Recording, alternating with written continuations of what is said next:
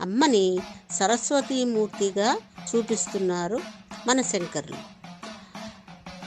లలితామ్మకు శ్రీమద్వాగ్భవకోటైక స్వరూప ముఖ పంకజ అని లలితా సహస్రనామంలో చెప్పబడింది.